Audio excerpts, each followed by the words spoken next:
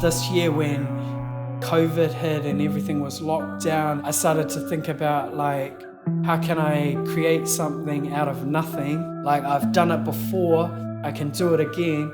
And that's when I started thinking about the concept of creating an art gallery, but doing an art gallery as like a business model. And I just started painting like how I had years before as an at-risk youth.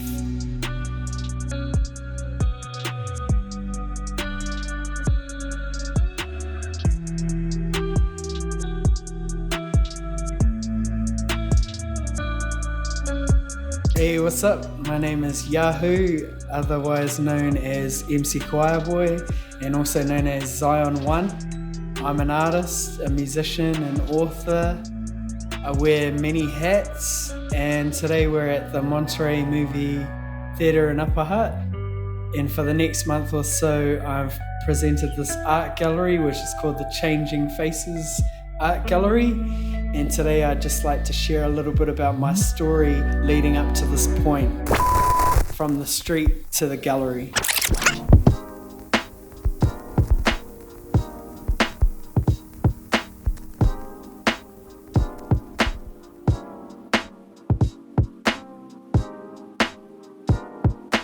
When I was a kid, my life wasn't that great. I can't really think of any good positive memories at that time, and there was a lot of, I guess, negativity that followed me throughout the primary years. So when I was about 11, I got told that my mum had about 6 months to live, or she had cancer, and she died shortly after that. My life was like a daze, like everything was out of focus, basically. That's the only way I can explain it. It was like I wasn't there, Yeah. The grief manifested itself into anger until the point when I got violent, lashed out, and got kicked out of home. Basically, my father packed up all my belongings into some rubbish bags and told me to get out. So I'm responsible for finding my own accommodation, finding my own work, but I managed to avoid the SIFS system by going to school every day. It was good that I fell through the system because I avoided getting locked up as a young person. School was like my safe place, and one of my art teachers, she became almost like a counselor to me, but I didn't realize that it was counseling, so I used to go there quite a lot to the art room and just paint at lunchtime or whenever, and I learned a lot about art history and design.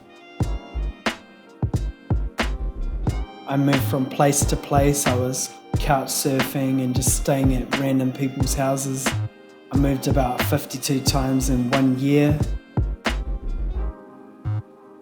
One day I was doing a paper run, and I seen this guy coming towards me, and he was pushing his daughter in the pram, and he just started talking to me, and then he said to me if I ever need a place to stay, I can come stay with them. And that's when my life started to sort of change for the better. It sort of laid a foundation for me in terms of thinking about my future. They counseled me, and he was one of the key people, I guess, in my life that sort of helped me at that time as a young person. And he taught me how to freestyle, rapping. And so the next part of my journey was I slowly started getting more into music, and that was more about survival. So what actually happened was one of my friends was coming back from school through the 99 subway, and I could hear all these coins jangling in his pocket, ching ching, and I asked him what he was up to, and he said that he'd just been busking in Wellington. They made a lot of money, and so I started to think well, I've got no qualifications, I'm struggling at school, I need something to survive. And so I started busking with no instruments. I used to just stand in the subway and sing. Your love, it covers me. And I think people used to just feel sorry for me and chuck coins in That's how I started making money on the streets, and that's how I survived as a young person busking on the streets. I paid my rent in coins, and then my grandmother bought me a cheap guitar, and I started teaching myself how to play the guitar.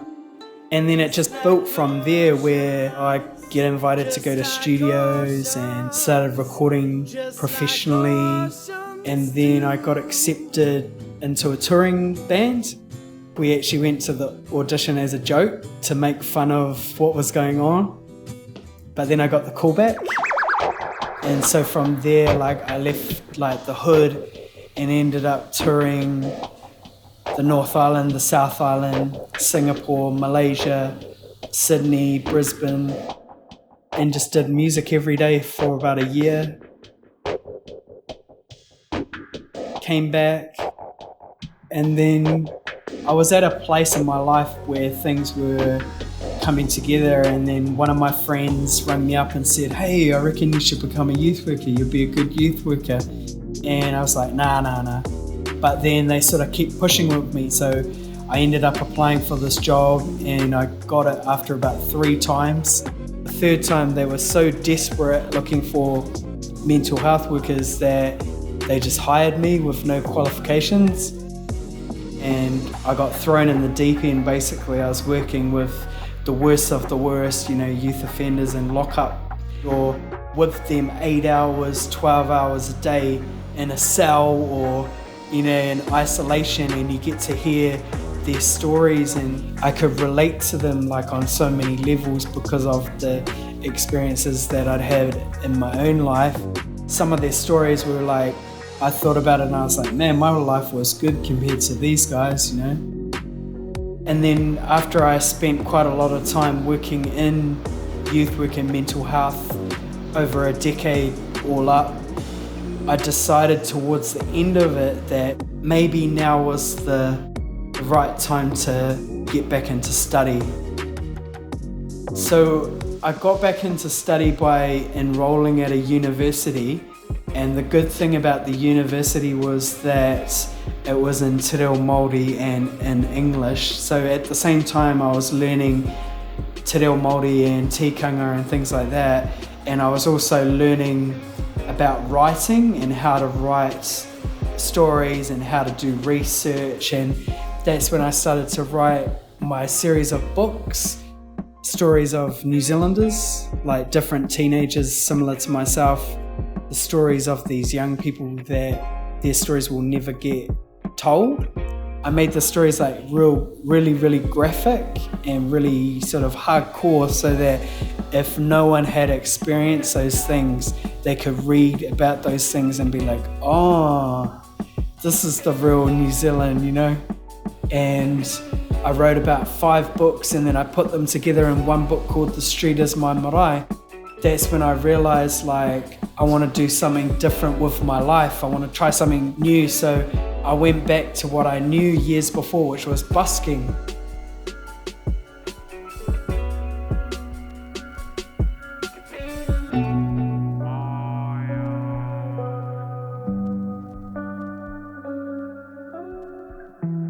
Hope.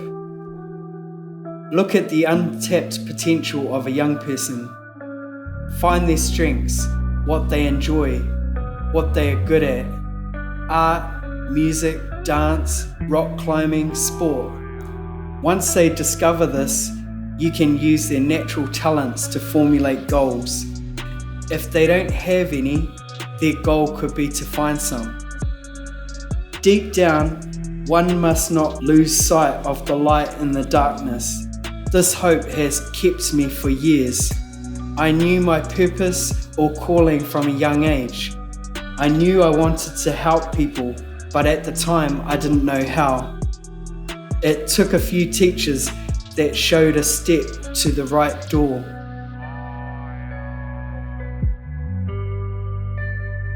The reason that I stopped doing youth work and mental health support work is that I guess I became disillusioned with the system, and I felt that the system was creating barriers, and almost like the system was making people, in a sense, sicker than what they were then when they came in.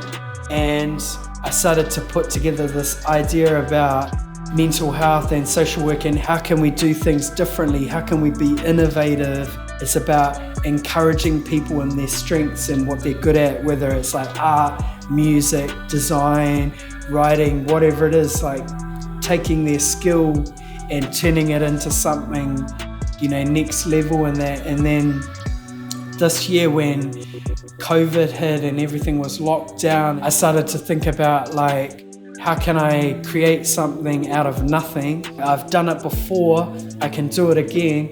And that's when I started thinking about the concept of creating an art gallery, but doing an art gallery as like a business model. And I just started painting like how I had years before as an at-risk youth. And as we sit in the gallery today, this gallery, the vision of this gallery is about role modeling to other people what they can achieve, their ambitions. And I guess in a business sense, what can I do to think outside of the square after COVID? What can I do in terms of visionary thinking and using the skills that I already have within me, whether it be art, music, drama, being an author, whatever those skills are, your sport, how can I turn that into a business innovation? And that's what I'm trying to role model with this art. I want to show people that they can achieve their goals through their inner strengths that they already have.